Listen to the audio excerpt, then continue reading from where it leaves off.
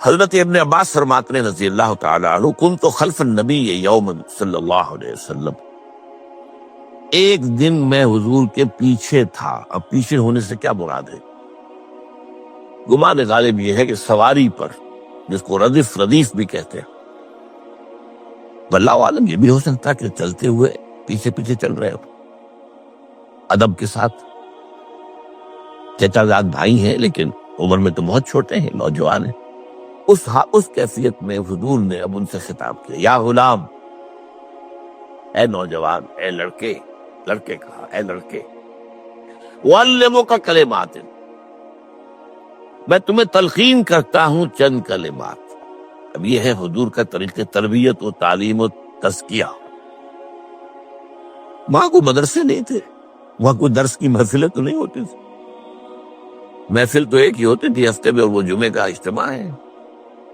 باقی حضور کی صحبت ہے، فجر کی نماز کے بعد بھی آپ بیٹھے ہیں، صحابہ بھی بیٹھ گئے، کچھ گفتگو ہو رہی ہے، اسی میں تربیت، اسی میں تعلیم، اسی میں تزکیہ۔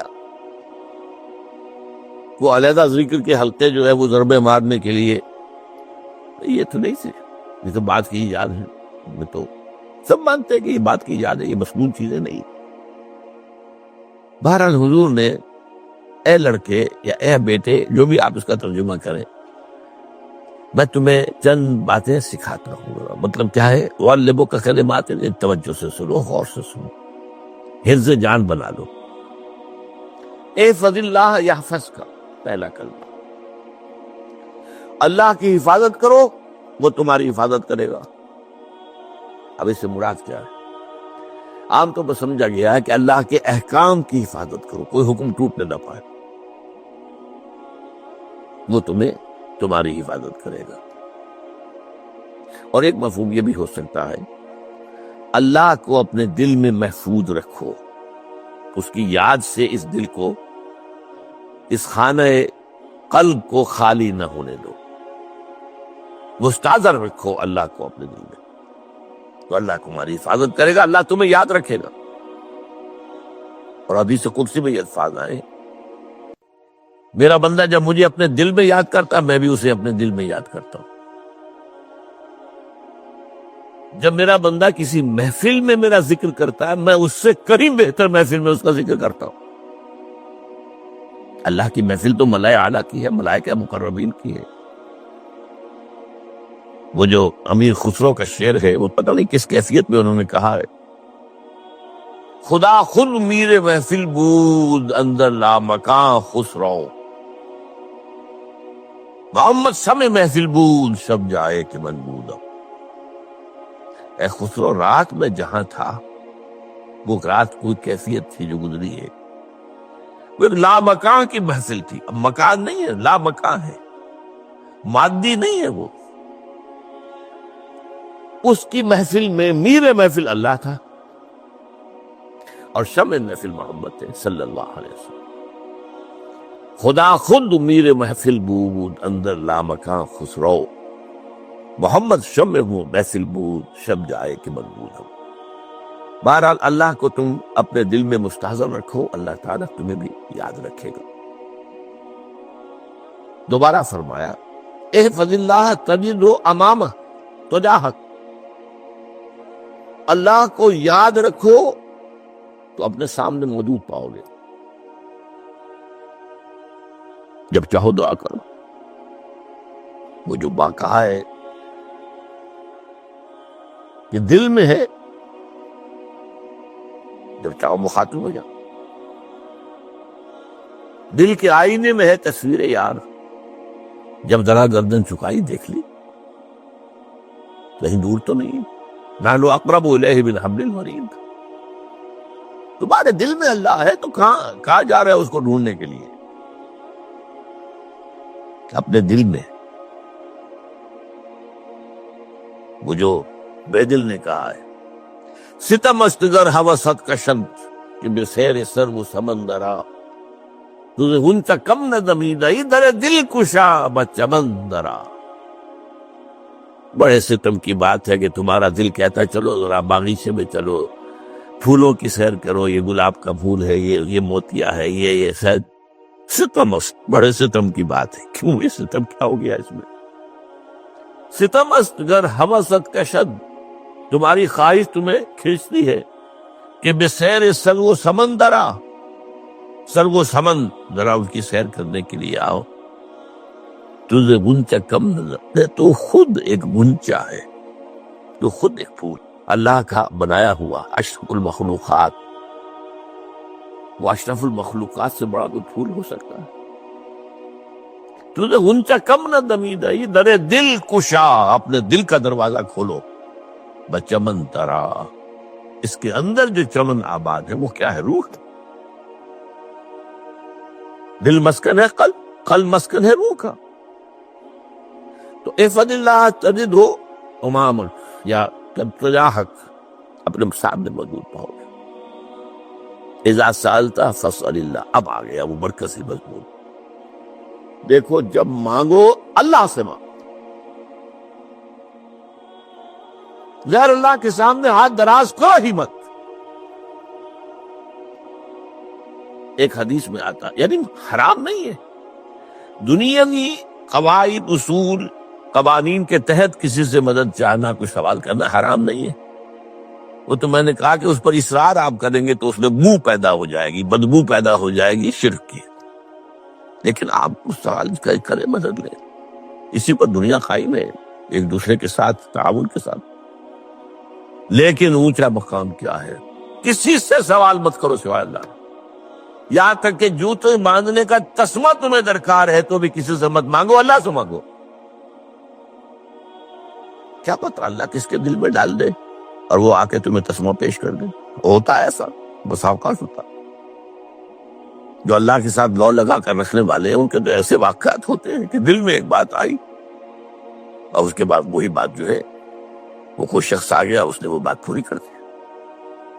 کیونکہ لوگوں کے دل جو ہے وہ تو اللہ کی دو انگلیوں کے مابین جو چاہتا پھیر دیتا. کیا پتہ اللہ کسی فرشتے کو انسانی شکل میں بھیج دے. کہتا ہے فرشتہ آتا ہے انسانی شکل میں، آپ کی تکلیف کو رفع کر دے، آپ کی ضرورت کو پورا کر دے. اسی سے مت، کسی اور سے مت. یہ ہے توحید کا لب لباب. یوں سمجھیے اسلام کی جڑ کیا ہے؟ ایمان. اسلام کا جو خارجی نظام عمل ہے، انفرادی اعمال ہو، اجتماعی ہو، ان سب کی روح رواں کیا ہے؟ ایمان. ایک بات ہو گئی. ایمان کا خلاصہ لب لباب کیا ہے؟ ایمان باللہ. جیسے ایمان بالآخرہ بھی ہے، ایمان بالملائکہ ہے، ایمان بالانبیاء ہے، ایمان بالرسل ہے، ایمان بالکتب ہے، ایمان بالقذف ہے. لیکن اصل ایمان، اسی لیے ایمان مجمل میں آپ کو معلوم ہے کسی اور چیز کا ذکر نہیں. آمنت باللہ کما ہوا باسمائہ وصفاتہ وقبلت جمیع احکامہ اقرار باللسان وتصدیق بالقلب. یہ ایمان مجمل ہے. اجمالی طور پر ایمان اس کا نام ہے. ہاں مفصل تفصیلی طور پر آمنت باللہ وملائکتہ وکتبہ ورسلہ والیوم الآخر والقدر خیرہ وشرہ من اللہ تعالی والبعث بعد الموت. تو اسلام کی جڑ ایمان، اور اسلام کا سارا جو نظام عمل ہے، چاہے انفرادی اعمال ہو چاہے اجتماعی، ان سب کی روح رواں ایمان. اور ایمان کا خلاصہ ایمان باللہ. اور ایمان باللہ کا اصل حاصل وہ ہے جو اس حدیث میں آ رہا. اس کے دو ہیں تقاضے: عبادت صرف اسی کی، استعانت صرف اسی سے. اس لیے میں نے سورہ فاتحہ کا تذکرہ شروع میں کیا. یہ عبادت کا جوہر ہے، عبادت کا جو ہے یہ ایمان کا حاصل. عبادت صرف اس کی اور استعانت صرف اس سے. استعانت ہی میں سوال بھی آ گیا، یہ بھی مدد ہے. آپ کسی سے کچھ مدد مالی چاہ رہے ہیں یا کوئی اور مدد چاہتے ہیں، کسی کام میں مدد چاہتے ہیں، جیسے میں نے کہا تھا کہ سفارش کرانا چاہتے ہیں، بھی مدد ہے. وَإِذَا اسْتَعَنْتَ فَاسْتَعِنْ بِاللَّهِ. اور جب مدد مانگو صرف اللہ سے مانگو. اور وہ سارے الفاظ یاد کر لیے: استدعاء، استعانت، استغاثہ، یہ جو غوث اعظم سے استغاثہ کیا جاتا ہے یہ تو شرک ہے. استغاثہ اللہ سے، دعائی اللہ کا.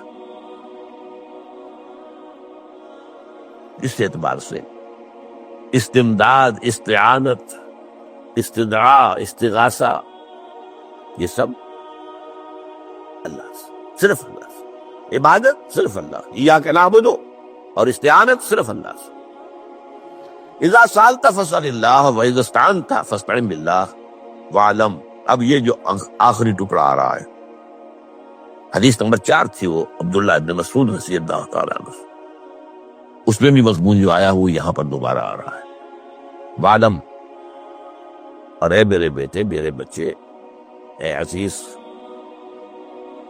علم، جان لو، ان الامت لو اجتمعت علی ان ينفعوک بشیء، اگر سب لوگ جمع ہو کر چاہیں کہ تمہیں کسی شے کا نفع پہنچا دے، کوئی فائدہ پہنچا دے،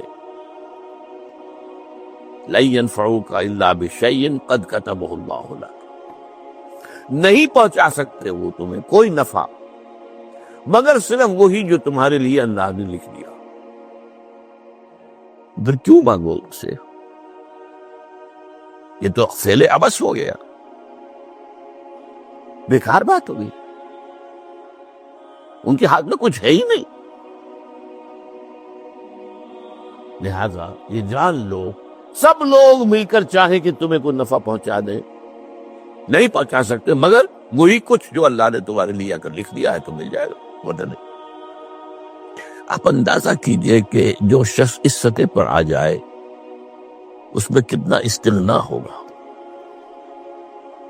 کسی کے سامنے پیشانی رگڑے گا اپنی، کسی کے سامنے ہاتھ پھیلائے گا، کسی کے سامنے اپنی عزت نفس کو ہتھیلی پر رکھ کر پیش کرے گا. تم نے سوال کیا تو عزت نفس تو تم نے اس کے سامنے پیش کر دی. اب وہ چاہے تو کچھ اس کا لحاظ کر لے، چاہے تو ٹھوکر مار دے تمہاری عزت نفس. یہ وہ مقام ہے.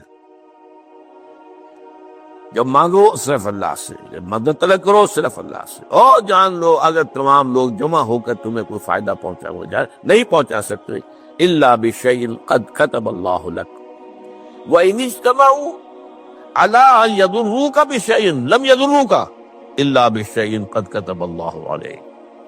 اگر سب مل کر چاہے تمہیں کوئی نقصان پہنچا دے، نہیں پہنچا سکتے مگر وہی کچھ جو اللہ نے تمہارے لیے لکھ دیا. اب بتائیے خوف کی جڑ کٹ جائے گی کہ نہیں؟ یہ جو ایمان جو ہے، یہ خوف اور حزن دونوں سے نجات دلانے والی بات ہے. جو حقیقی مومن ہے وہ اللہ کا ولی ہے، حقیقی مومن وہ اللہ کا ولی. اور الا ان اولیاء اللہ لا خوف علیہم ولا هم يحزنون.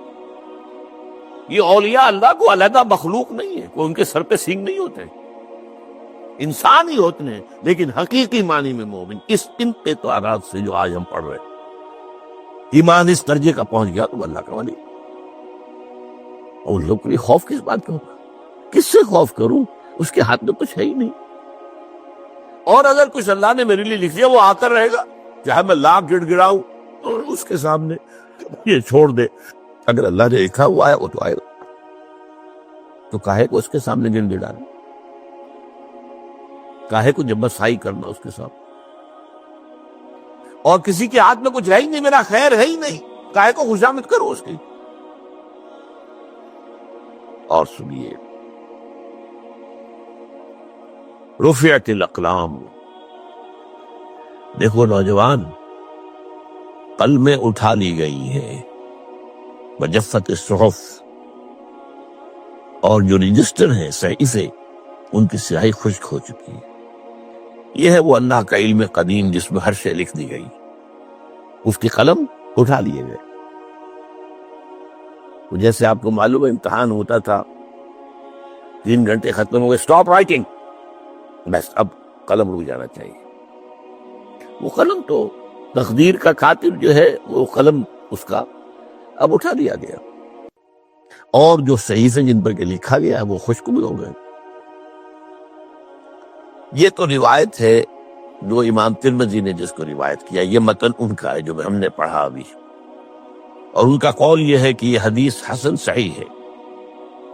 لیکن یہی روایت اور انہی راوی سے عبداللہ ابن عباس سے رضی اللہ تعالیٰ عنہما اور بھی محدثین نے کی ہے، تو اس میں سے ایک اور متن جو ہے وہ یہاں پر امام نووی نے دے دیا۔ احفظ اللہ تجد امامک، یہ تو پہلا وہ ٹکڑا تھا، وہ تجاہک تھا، یہاں امامک ہے، مطلب ایک ہی ہے، اپنے سامنے پاؤ گے۔ اللہ کی حفاظت کرو، اللہ کو دل میں، اللہ کی یاد کو محفوظ رکھو، گویا کہ اللہ کو مستحضر رکھو۔ ذکر اللہ کے معنی کیا ہے؟ استحضار اللہ فی القلب، یہ ذکر اللہ ہے۔ جنہیں ہم ذکر سمجھ بیٹھے ہیں وہ ذکر کے ذریعے ہے۔ اقیم الصلاۃ لذکری، نماز قائم کرو میری یاد کے لیے، نماز ذریعہ ہے یاد کا۔ یہ علیحدہ بات ہے کہ آپ نے 17 رکعتیں بھی پڑھنی ہو جو عشاء کی اور یاد آپ کو آئی ہی نہیں کوئی، آپ تو ایک میکینیکل انداز میں جو ہے وہ اٹھک بیٹھک کر رہے ہیں اور آپ کی زبان سے کچھ نکل رہا ہے، تو اس کا آپ کے شعور سے، دل کی گہرائی سے کوئی رابطہ ہے ہی نہیں، وہ ذکر تو نہیں ہوا۔ ہاں نماز فرض تھی، وہ ادا ہو گئی، آپ کی ایک فرض ادا ہو گئی۔ تو جنہیں ہم نے جنہیں ذکر سمجھا وہ ذرائع ذکر ہے، اللہ اللہ سبحان اللہ زبان سے، یہ تاکہ اس کے نتیجے میں وہ ذکر حاصل ہو جائے۔ استحضار اللہ فی القلب، ذکر کے معنی ہے استحضار اللہ فی القلب۔ تعرف الی اللہ فی الرخاء، اور دیکھو کشادگی کے وقت میں تم اللہ کو یاد رکھو، اللہ کی طرف رجوع کیے رہو، بھول نہ جاؤ۔ وہ نہ ہو جو کبھی کہا تھا، بہادر شاہ ظفر کے اشعار میں سے بہت زور کا شعر ہے، ظفر آدمی اس کو نہ جانیے چاہے کتنا ہی ہو فام ذکا، جسے عیش میں یاد خدا نہ رہی، جسے تیش میں خوف خدا نہ رہا۔ وہ ہے کشادگی کی حالت میں، جب کہ تمہارے لیے کشادگی ہے، اللہ کی طرف رجوع کیے رکھو۔ یعرف کا فی الشدہ، تو اللہ اپنی توجہ تم پر رکھے گا شدت کے وقت میں، جب تمہیں کوئی تکلیف، اس تکلیف کو تم پر آسان کر دے گا۔ تکلیف تو آنی ہے، لکھی ہوئی ہے، وہ تو آئے گی، لیکن یہ کہ اللہ تعالیٰ اس کی شدت کو، ایک ہی چیز ہے جس کو ایک انسان بہت شدت کے ساتھ محسوس کر رہا ہے، دوسرا آدمی اتنا نہیں محسوس کر رہا ہے، احساس کا معاملہ ہوگا نا۔ وہ تو اصل میں اگر انسان کی نرز کٹی ہوئی ہے تو احساس ہوگا ہی نہیں، سر سے ہی نہیں ہوگا۔ تو اس اعتبار سے اللہ تعالیٰ تمہارے لیے اس شدت کی کمی کر دے۔ وَعْلَمْ أَنَّمَا أَخْطَأَكَ لَمْ يَكُنْ لِيُصِيبَكَ، اور جان لو جو چیز تم سے چھوٹ گئی ہے، رہ گئی ہے، وہ ہرگز تمہیں ملنے والی نہیں تھی۔ اب آپ نے کسی ملازمت کے لیے درخواست دی ہے، درخواستیں مانگی گئی ہیں، اپنی سی محنت کر لی، نہیں ملی ملازمت، اب آپ بیٹھے ہوئے افسوس میں، رنج میں، غم میں، فلاں نے یہ کر دیا، فلاں نے یہ کر دیا، وہ فلاں جو ہے بڑی تکڑی سفارش لے آیا تھا، فلاں نے رشوت دے دی۔ چھوڑو میاں اس کو، وہ تمہارے لیے نہیں تھی۔ کاہے کو اپنے ذہن کے اندر یہ کھچڑی پکا رہے ہو بیٹھے ہوئے؟ خامخواہ آپ شاید سوء ظن میں بھی مبتلا ہو رہے ہو، کسی نے نہ رشوت دی اور آپ سمجھتے ہو کہ رشوت دی ہے اس نے۔ یہ ساری چیزیں جو ساری سیئات، ان کی جھٹکٹ ہے۔ وَعْلَمْ أَنَّمَا أَخْطَأَكَ لَمْ يَكُنْ لِيُصِيبَكَ وَمَا أَصَابَكَ، جو چیز تم پر آ گئی، لَمْ يَكُنْ لِيُخْطِئَكَ، ہو ہی نہیں سکتا تھا کہ وہ تم پر نہ آتی۔ یہ کر لیتا تو ہو جاتا، شاید یہ کر لیتا، میں نے ٹیکا پہلے لگوا دیا ہوتا تو یہ بات نہ ہوتی۔ بھائی وہ جو ہونا تھا وہ ہونا تھا۔ اب یہ وہ چیز ہے جس سے انسان میں کیفیت پیدا ہوتی، تسلیم و رضا۔ ہم بھی تسلیم کی خو ڈالیں گے، بے نیازی تیری عادت ہی صحیح، اے اللہ جو تو نے چاہا مجھے قبول ہے۔ اسی لیے میں نے آپ کو آیتیں سنائی سورہ تغابن کی، ما اصاب من مصیبت الا باذن اللہ، کوئی مصیبت نہیں آتی مگر اللہ کے اذن سے۔ وَمَن یؤمن باللہ یہد قلبہ، جو اللہ پر ایمان رکھتا ہو اللہ اس کے دل کو ہدایت دے دیتا ہے۔ ہدایت کس بات کی؟ تسلیم و رضا۔ ستمش گر حوست کا شد کہ میں سر سلو سمندرا. نہیں، یہ دوسرا شعر میں پڑھنا چاہتا تھا. سر دوستاں سلامت کہ تو خنجر آزمائی، نہ شبد نصیب دشمن کے شبد ہلا کے تیلت. اے اللہ تیری طرف سے ہے، مجھے قبول ہے، اور بظاہر مجھے تکلیف ہو رہی ہے، لیکن یقیناً اس میں میرا کوئی خیر ہے. یدک الخیر، تیرے ہاتھ میں تو خیر ہی خیر ہے، جو بھی تیری طرف سے آئے. سر تسلیم خم ہے جو مزاج یاد ہے. اور یہ مضمون جو ہے زیادہ بڑے پیمانے پر سورہ حدید میں آیا ہے. ما اصاب من مصیبت فی الارض ولا فی انفسکم الا فی کتاب من قبل ان نبرأہا. کوئی مصیبت نہیں آتی نہ تمہاری جانوں میں نہ زمین میں زلزلہ آ جانا، سیلاب آ جانا، کچھ اور زمین کا دھنس جانا، یا یہ ہے کہ تمہاری جانوں میں کوئی بخار ہو گیا، کوئی اور تکلیف ہو گئی، اچانک معلوم ہوا کہ ثابت جو کینسر ہے، اور کینسر بھی اب 3rd سٹیج کو پہنچ چکا ہے. لیکن جو بھی آیا ہے وہ اللہ کے علم قدیم کی کتاب میں پہلے سے لکھا ہوا. فی کتاب من قبل ان نبرأہا، یہ ایک کتاب میں درج ہے اس سے پہلے کہ ہم اسے ظاہر کریں. اس کا نتیجہ کیا نکلنا چاہیے؟ لیکن لا تاسوا علی ما فاتکم ولا تفرحوا بما آتاکم. افسوس نہ کیا کرو جو تم سے جاتا رہے، چھوٹ جائے. کوئی عزیز فوت ہو گیا، کوئی موقع ہاتھ سے نکل گیا، ارے بھائی میں چوک گیا، بڑا موقع تھا، اب اس پر افسوس کر رہے ہیں. نہیں، جو چیز لیکن لا تاسوا علی ما فاتک ولا تفرحوا بما آتاک، جو اللہ تمہیں دے دے اس پر اتراؤ مت. وما اصابک لم یکن لیخطئک واعلم ان النصر مع الصبر. کا جان لو اللہ کی مدد صبر کے ساتھ آتی ہے، جو آئے اس کی طرف سے جھیلو. زبان پر کلمہ شکوہ اور شکایت نہ آئے، اللہ سے شکایت نہ آئے. تسلیم و رضا، جو تیری رضا ہے. تیری صحت ہمیں منظور ہے، لیکن اس کو مولانا محمد علی جوہر ایک مرتبہ جیل میں گئے، ایک بیٹی بیمار ہوئی، فوت ہو گئی.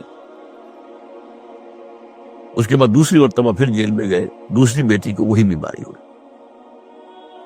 جیل میں اطلاع ملی کہ بیٹی کو یہ بیماری ہو گئی ہے، تو خط لکھا اشعار کی شکل میں. اس کا آخری شعر یہ ہے: تیری صحت ہمیں منظور ہے، لیکن اس کو نہیں منظور تو پھر ہم کو بھی منظور ہے.